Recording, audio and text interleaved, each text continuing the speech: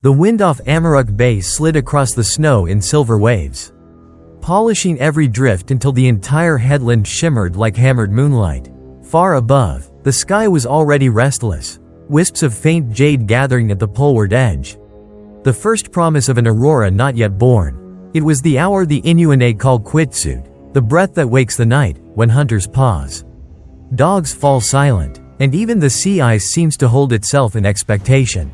Inside a low, whale rib workshop half buried against the slope, the only glow came from a stone oil lamp.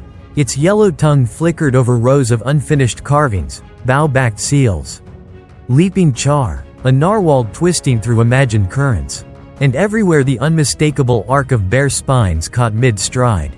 The carver Anaana Silaluk sat cross-legged on caribou hide, her ulu blade whispering across a length of walrus tusk. Each stroke peeled slivers thin as fish scales that fell into her lap.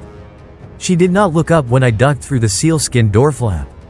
But the tempo of her blade slowed, then ceased. "If you have come for the story," she said, voice soft as down, "sit by the lamp so the bear may see you clearly."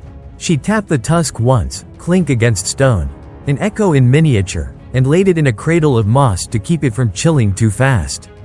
Only then did she raise her eyes, and in their dark centers danced reflections of a wealth of northern nights. Silaluk's hands, knotted by 70 winters, cradled a finished piece for me to study, two polar bears intertwined in a spiral as if caught in mid-pirouette. The ivory had been scraped to translucence so that when she held it near the flame, the bears' bodies glowed from within, green where the flame was brightest, red at the edges. "Nanak's dance," she whispered. "In the old tongue we say the lights are her footprints on the roof of the world." Outside, the wind freshened. A hush swept the workshop as though the land itself drew breath. Silaluk placed a finger to her lips and nodded toward the door flap. I followed her out into air so clear it seemed to rain. From horizon to zenith, curtains of emerald kindled in silence, folding and refolding like vast wings. The aurora's brightness spilled over the bay ice, bathing the ridges in moving color. A quarter-mile offshore, a lone polar bear materialized, first as a pale blot, then as a magnificent animal pacing the tidal cracks. Silaluk's grandson had hidden a night vision camera near that floe earlier in the day. Now its remote monitor beside us hummed to life. The screen showed the bear in spectral white, each breath a plume of silver. He stalked to a seal hole, froze in absolute stillness beneath the wheeling sky. Then at the perfect instant lunge, hauling a ringed seal onto the ice in an explosion of black water and scarlet blood. Above him the aurora flared crimson for 2 heartbeats, as if echoing the drama below, then slid back to shimmering green. Silaluk's voice floated through the dark, when the first mother bear lost her cubs to the hungry night. She climbed the air itself, clawing columns of light so bright the spirits had to open their eyes. They saw her grief and let her little ones follow, padding behind her across the sky. Ever since, when Nanuk feels joy or sorrow, the lights return. Some nights they flicker like cubs learning to walk. Others they roar from horizon to horizon, warning us the balance is fragile. I watched the real bear drag his prize into the night, then looked up. Now the lights rippled in broad bands, pulsing as though the sky had a heartbeat. Silaluk pressed the glowing carving into my palm, warmed by both lamp and legend. It felt alive. "Carry this," she said. "Ivory remembers stories better than people do. And when the long dark comes again, hold it to the fire. If the green rises inside, you will know Nanuk still dances." The wind shifted. Faint dog barks drifted from the village. But in that moment all sound bent around the aurora's silent music. I realized then that the carvings, the hunt, the ancient chant that trembled at the edge of my hearing, they were not separate tales but facets of the same living myth. Somewhere beyond the headland, the bear strode under falling light, unwitting choreographer of the sky. And in a bone-lit room, a carver chased that movement in tusk so that her people. And now I would remember how the heavens learned to dance. Snow began to drift again, fine as sifted flour, swirling around the bokeh of the workshop where the lamp still guttered. I followed Anaana Silaluk back inside, stamping ice from my boots. A hush thicker than insulation settled the moment the sealskin flap dropped, a hush in which every pop of the soapstone lamp and every breath of the carver seemed amplified. The ivory spiral she had pressed into my hand still retained the faint warmth of her palms. In its translucent curves the bears seemed to move, paws poised mid-step, bodies arched as though about to leap clear of the tusk. Silaluk eased herself onto a low driftwood stool and selected another blank tusk from a rack. She traced its grain with her thumb, browning growth rings that marked decades of walrus migrations, then chose a slate-bladed burin and began cutting a shallow groove. "We carve while the lights are strong," she said without looking up. "That is when the stories push outward, begging for a new skin." Her grandson, a colic, entered with an armful of camera batteries warmed under his anorak. He knelt by the monitor showing the night vision feed from the ice. The sow and cub we had glimpsed earlier were gone, but the edge of the flow remained stained dark where the ringed seal had bled. A lone raven picked at the scraps, its feathers reflecting eerie infrared glints. Beyond, curtains of cyber-green flickered on the horizon. Silaluk's burin whispered, angled deeper, shavings curled away, exposing a silhouette, the crown of a bear's head, ears laid back as though in mid-spin. She spoke softly, words falling into the lamp's glow. "Listen to the old telling," she began. "Long ago, before your people named this place Arctic, the sky was only stars and a thin white haze. One winter, game vanished. Hunters walked for days and found no seal, no caribou. Children cried with hunger, so the strongest woman of the tribe, her name is lost. But we call her Tulamac's daughter, climbed the ridge and sang a song that opened the frozen sea.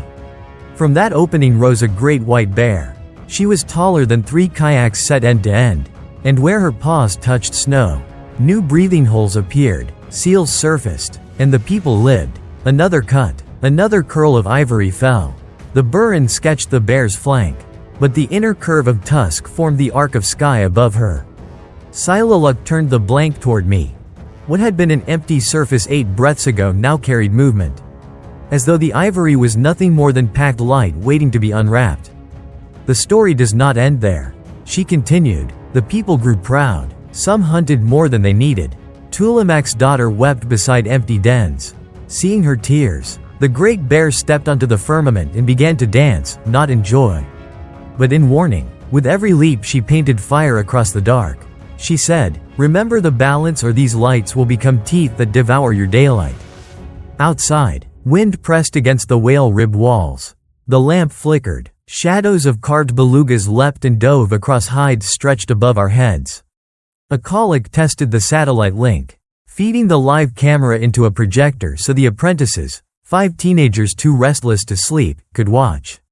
On the far wall the Aurora sprawled in real time, spires of green undulating like harp strings plucked by unseen hands.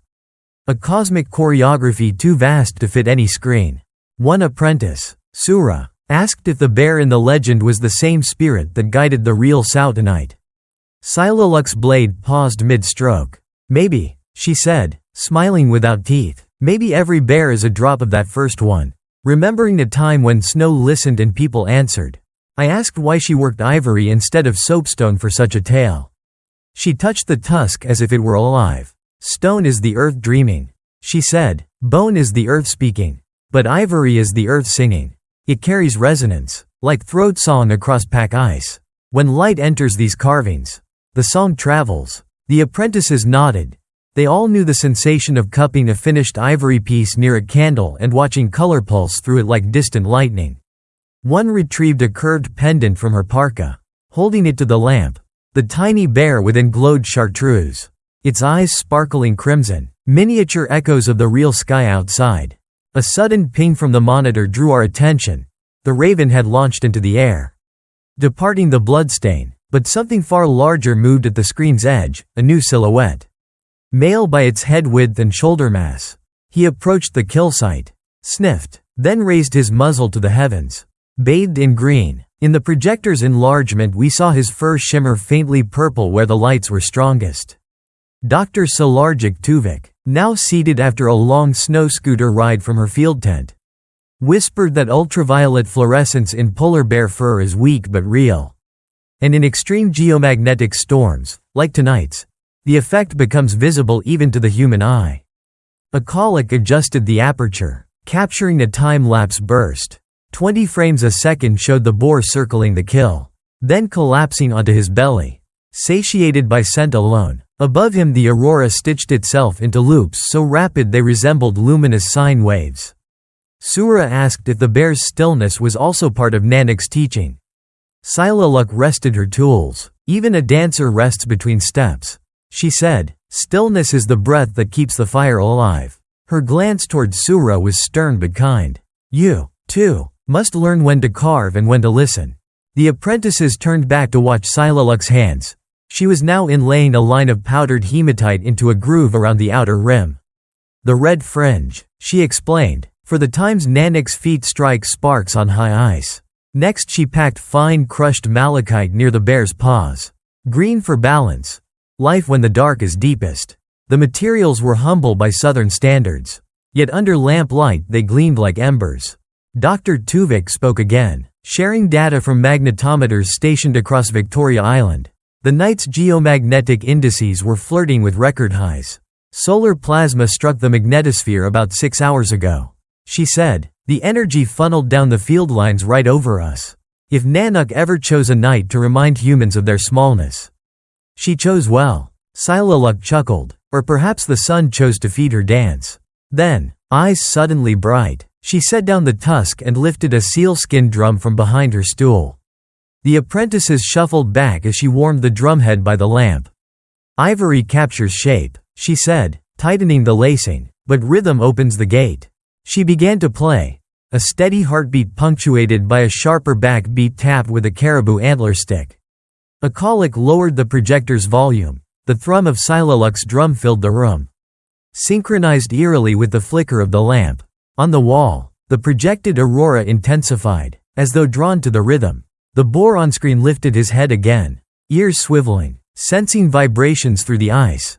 Sura rose and stepped into the lamplight, her shadow thrown enormous across the carvings. She began a slow dance, barefoot on the cold floor, tracing the drum's pulse with sweeping arm arcs that mirrored the sine waves overhead. Each motion felt deliberate, like brushstrokes painting invisible ink. Each exhale matched the drum's beat. Soon the other apprentices joined, forming a ring around the lamp. They circled widdershins, bodies casting moving constellations across the walrus tusks. Outside the workshop slits, green light seeped in, painting their faces ethereal. Silaluk continued for 3, maybe 400 heartbeats. My sense of time dissolved, replaced by rhythm and light. At last she let the drum's echo fade, and silent snow claimed the space between breaths. Everyone stood still, listening. Through the slit I heard nothing but wind, but inside I felt a vibration lingering, as if the dance had imprinted itself on every rib in the shack. Silaluk broke the hush with a final carving ritual. She handed the half-finished piece to Sura. "Your hands remember the steps now," she said. "Finish the spiral before dawn, so Nanak can claim it from fresh shavings." Sura bowed, tears bright in her lashes, and settled where her mentor had sat. She lifted the burren, inhaled the lamp's whale oil scent, and began. Outside, the aurora unfurled again, a final curtain call before solar winds slackened. The bear on the monitor ambled toward distant pressure ridges, vanishing into oscillating shadows. I stepped out to watch his retreat. Frost creaked underfoot. Behind me the workshop pulsed with life, silhouettes passing the open door like shadows in a lantern show. Above, the sky's green ribbons faded to ghostly white, then to black velvet sewn with stars. I thought of Silaluk's words, "Ivory remembers." When Sura's piece was complete, it would carry tonight forever, drumbeat, legend, and scientific marvel fused into one talisman. Tomorrow, satellites would parse gigabytes of magnetometer data. Researchers would plot seal hole density against UV reflectance. Journalists would write of a culture bridging myth and optics. But none of that would eclipse the pulse I felt now. The quiet certainty that the spirit bear's dance is not just a story told in the north, but a living covenant between light and ice, hunter and hunted, tale and truth. I turned back toward the whale-ribbed doorway. Inside, Sura's burren whispered, the same sound as starlight scraping the edge of dawn, and I understood that the legend had already found its next keeper. Somewhere beyond the headland, a real bear paused, sniffing the charged air. Above him, faint green wisps hinted that the sky had not finished dancing after all. and in a lamp-lit workshop. Ivory caught that movement, turning it into memory that would outlast both hunter and ice. Dawn revealed itself first as a thin lavender line to the southeast. A whisper of light that erased the final traces of green still ghosting the sky. The wind muted and the temperature dropped sharply, what the Inuit call the glass hour. When every snow grain hardens and the entire landscape seems forged from quartz. Inside the whale rib workshop the lamp still flickered, but its glow was now rivaled by the pale wash of daylight slipping through chinks in the hide walls. Sura had worked through the night. Ivory dust mottled her parka sleeves, and a tidy heap of shavings lay at her feet like artificial snow. The spiral was finished. 2 bears in perfect counter-rotation, forepaws almost touching, as though each propelled the other through an endless cycle of night and light. Tiny inlays of crushed malachite traced the Aurora's sweep above them. Fine threads of powdered hematite edged their paws. Catching Dawn's first rays with a ruby glint, she set down the burin, flexed half-numbed fingers, and exhaled a breath she hadn't known she was holding. Anna Silaluk stirred from her blankets and shuffled forward, joints crackling. She inspected the carving with a jeweler's focus, turning it slowly so fresh light poured through the thin scraped ivory. Green flared within the tusk's heart, blooming outward until the bears seemed lit from inside. Silaluk nodded once, the highest praise she ever voiced, and pressed the carving gently into Sura's hands. "Now it must be named," Silaluk said, her voice barely more than a rasp. "A story lives only half-born until it has a name." Sura hesitated, eyes still fixed on the glowing piece. 2 steps become 1, she whispered at last. Outside, the crunch of boots announced Dr. Salarjik Tuvak's return, accompanied by 2 visiting climatologists from Nuuk. They carried insulated cases filled with data drives, hours of magnetometer readings and sky cameras that had captured the night's geomagnetic storm in exquisite 4K. Dr. Tuvak paused just inside, thawing frost from her eyelashes. "We confirmed a KP index of 8, she said, excitement crackling. "That puts last night's display in the top percentile for the decade. Your spirit bear chose her moment well." Silaluk gave a small smile. "Or perhaps your son chose to gift the bear her colors." The scientists unpacked a rugged tablet, calling up thermal overlays of the hunting bear.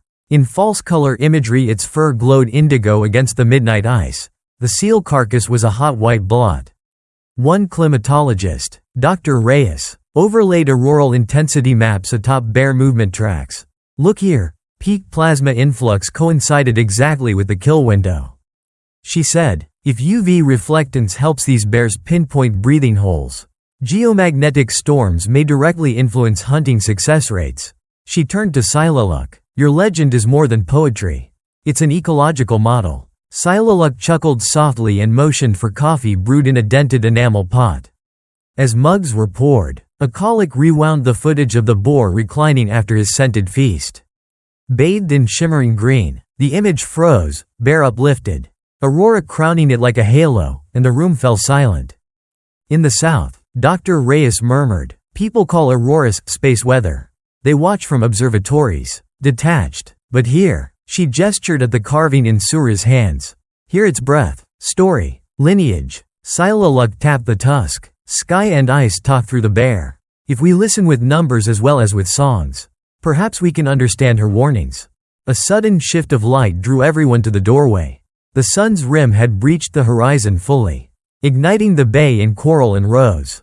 Far out on the ice, twin specks moved, no longer the mother-cub pair, but 2 adolescent bears testing independence. They ambled along a pressure ridge, silhouettes razor-sharp against the alpenglow. Steam wisped from their muzzles with each breath. The ridge itself threw a magnified shadow that pointed straight toward the village, as if the ice had built its own sundial. Dr. Tuvak raised binoculars. "Yearlings, female by their ear set. Likely siblings kicked loose last autumn." She lowered the lenses, expression bittersweet. "They've got a hard road. Less multi-year ice every season." Sura stepped forward, carving clutched against her chest.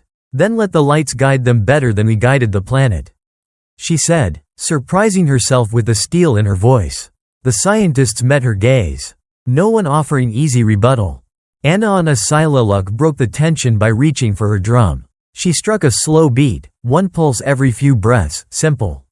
Unornamented, like a heartbeat returning after deep sleep. She nodded to Sura, who joined with a higher counter rhythm on a pair of smooth driftwood sticks. The sound seeped through cracks in the walls and out across the hardening snow. Toward the sibling bears now pausing atop the ridge. For a breathless instant, one bear lifted her head, ears pivoting as if the distant drum reached her through the ice. She rose on hind legs, nose tasting the air painted pink and gold. Then she dropped, nudged her sister, and the pair padded northward, shadows shrinking as daylight rose. The drumbeat ceased, silence blew in, grand and fragile. Dr. Reyes cleared her throat. "We'll fly these drives to Tromsø tonight," she said quietly. "The data could refine our ice loss models by a decade." "Take the story too," Silaluk replied. She pointed to 2 steps become 1. Now warm again from Sura's grasp. "Your models will need a song to travel with." The climatologist hesitated, then dipped her head. Sura extended the carving. "It's for the world," she said, "but it comes home someday." Reyes cradled the ivory. The glacier bright bears a glow within. She looked as though holding something alive and fluttering. "I'll keep it safe," she promised. "And I'll tell them. The sky is not just physics, it's memory." Preparations began. Battery packs stowed. Snow machines primed for the run to the coastal strip where a twin otter waited. Before departing, the visitors gathered on the ridge above the village. One by one they pressed mittened hands to the carving, as if sealing a pact. Silaluk watched, then turned back toward her workshop. "Come," she called to the apprentices. "Night returns soon, and the tusks are singing." Inside, the lamp was trimmed, fresh rendered oil added, new ivory blanks gleamed, ready to accept whatever shapes tonight's Aurora would dictate. Outside, daylight blazed across the bay, revealing countless bear tracks looping between pressure ridges, evidence of pre-dawn hunts and journeys hidden in darkness. I paused at the threshold, listening. Wind humming through whale ribs. Lamp flutter. Distant engine cough of the departing plane. Threads woven into a greater loom. Somewhere above the troposphere, a streamer of solar wind still raced earthward, promising another storm by the following night. Somewhere on the ice, a mother taught cubs to read the flicker of heaven on snow. And somewhere inside a sealed equipment case, 2 steps become 1 glowed faintly, carrying with it drumbeats, auroral flux metrics, and a legend too bright to stay contained. When I stepped back into the workshop, Silaluk handed me a fresh shard of tusk. "Your turn," she said, eyes gleaming. I set the edge of the burin against ivory and waited. No design arrived at once. Instead, I listened to the soft static of the lamp, to the apprentice's murmuring scales of an old chant, to the heartbeat of a land where science and myth walk the same wind-carved paths. Outside, the sun edged higher, but I could already feel night gathering at the planet's shoulder. Aurora's coiling beyond the blue. The spirit bear would dance again. And when she did, I would carve, not to capture her, but to remember that light is a promise we keep with the dark. The plane's props dwindled to a faint thrum beyond the coastal headland, its silver fuselage banking south toward the darkness where mainland mountains waited. For a few heartbeats the only sounds were the brittle rasp of dry snow against whale rib walls and the lamp's patient sputter. Then the village exhaled and life flowed back into the narrow lanes of packed ice. Dogs shook awake and rattled their chains. Children in fox fur hoods bolted from doorways to trace the plane's vapor trail. Elders stepped outside to test the sky's hue and judge how many hours of usable light remained. Inside the workshop, Anna Silaluk gathered the apprentices' clothes and announced that carving would pause for one night. The raw tusks would rest, she said, so they could dream new stories after the travelers arrived in distant lecture halls. Instead, everyone must help prepare for Kilingia, the evening feast that signals the middle of the long night season and thanks whatever spirits still cradle the sea ice. Fires had to be stoked in snow-sheltered pits, mukluks mended, and fresh seal meat marinated in cloudberry glaze. Surat tucked her tools into a sealskin pouch and hurried toward the communal igloo where women pounded snow shapes into cooking trenches. Akalik retrieved the drone that had filmed the sibling bears and set about downloading its final cache so the footage could loop on a screen beside the feast bonfire. I remained behind with Silaluk, helping her lay a clean linen square over the carving bench. She lifted thin bones of narwhal rib from a wooden chest and arranged them in a ring on the cloth. Then placed driftwood in the center. Before the feast begins, she explained, we make a spirit kiln. The first heat of its coals will harden Sura's inlays, sealing the colors deep so they can cross oceans without fading. We carried the simple kiln outside and set it on a bare patch of wind-scraped ice near the seawall. 3 apprentices dragged a shallow bronze brazier from storage, arranged the driftwood inside, and passed a smoldering coal from the workshop lamp to its heart. Orange tongues licked upward, reflected in the kiln's polished ribs. Silaluk positioned 2 steps become one in the hollow. Ivory drinking warmth like a living thing. As pale smoke curled around it, the malachite streaks brightened, emerald beating against dawn's eggshell sky. In late afternoon the twin otter touched down in Tromso. Its payload of drives and one glowing carving spirited across a continent of blue-white shadows. Dr. Reyes and Dr. Tuvik hurried through glass corridors toward a conference hall where 200 researchers tracked solar cycles and ice loss metrics in real time. By chance, the plenary session had just begun. The moderator paused mid-sentence when they entered. Parka hoods crusted with frost. Faces alight with a story bigger than any slide deck. Word spread like voltage down a wire. Field scientists in Cambridge Bay had documented a synchronous event, a rare geomagnetic storm. A polar bear hunt captured an ultraviolet contrast. And an indigenous legend embodied in living ivory. The hall dimmed, projectors flared, and northern drums rolled through speakers as the footage played, auroral curtains flinging themselves across the stratosphere. The boar lifting his head in spectral glow. The carving igniting green under a simple stone lamp. Back in the village, the feast fires were blazing. Drifts had been carved into seeding tiers. Hides softened with seal oil were laid in concentric rings so every elder's knees were spared the bite of ice. Overhead, a clear sky sharpened to cobalt while the sun's afterglow bled crimson along the southwest horizon. The old sign that another charged night was brewing. Sura ladled portions of fragrant soup, each bowl crowned with shards of dried kelp. Children threaded between guests delivering strips of candied Arctic char. The smell of wood smoke and rendered blubber twined through every gust of air. When the first green ribbon flickered low in the northeast, chatter stilled. Silaluk, wrapped in a halibut skin cloak sewn by her grandmother, stepped to the fire's edge and lifted the sealskin drum. She began quietly, a single heartbeat thumped with her palm. Sura answered on driftwood sticks. A colic knelt at the portable screen and cued a silent reel. The sibling bears filmed that morning. Their silhouettes backlit by rising gold. The village councillor rose and addressed the circle in English for the southern visitors. Tonight, she said, we witness 3 mirrors, the sky, the ice, and the ivory. She gestured at the low table where the kiln now glowed a deep ember red. 2 steps become one standing upright at its center like a totem. As long as those mirrors reflect one another, our children will know where to walk. Her words faded just as the Aurora surged into full blaze. Dozens of separate filaments braiding overhead. Gasps rippled through the crowd. One strand lunged downward in a silent waterfall of jade. Another erupted in ultraviolet fringes so intense the dogs rose and barked at the heavens. The beat of Silaluk's drum quickened. Elders joined with throat songs, deep, percussive duets where voice met voice in vibrating overtones. Younger villagers wove through the tiers, casting powdered quartz into the air so the sparks of the fire were mirrored by lesser stars at eye level. Amid that swirling tableau the kiln's ribs pulsed, casting copper reflections onto the snow. The ivory carving within glowed brighter than any ember, its bears locked in their endless whirl. I felt the moment the science of my upbringing split open and something older flooded in.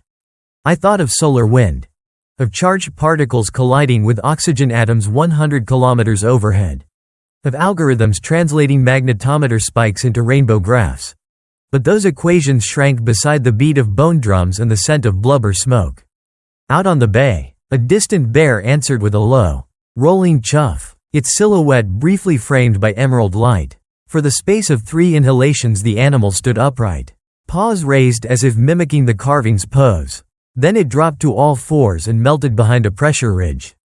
Gone yet indelible. Later, long after the guests drifted back to their houses and the aurora faded to a faint silver veil, Sura and Silaluk uncovered the kiln. The ivory had cooled from molten glow to soft candlelight. Malachite inlays were now veins of sea glass. The hematite rings smoldered like trapped sunset. Sura's hands trembled as she lifted the piece. Against the backdrop of dying coals, the bears seemed truly weightless, forever stepping beyond the boundary of tusk. Silaluk wrapped the carving in a pouch of caribou leather. "It has a new journey," she said. She explained that next moon the carving would ride by dog sled to Kugurik, then by cargo flight to Ottawa, to anchor an exhibition uniting space weather science and Inuit cosmology. But before departing, it would spend one last night beneath the open sky, absorbing whatever secrets the lights might yet share. They carried the carving to the high bluff overlooking Amaruk Bay. There they set it upon a cairn of quartzite stones. The leather pouch cinched loosely so a auroral glow could seep in. Beside it they placed a memory stick loaded with the night vision footage, the magnetometer data, and a recording of Silaluk's drum, a fusion of mathematics and myth, flame and firmware. No one spoke. No prayer was offered beyond the soft rasp of snow over rock.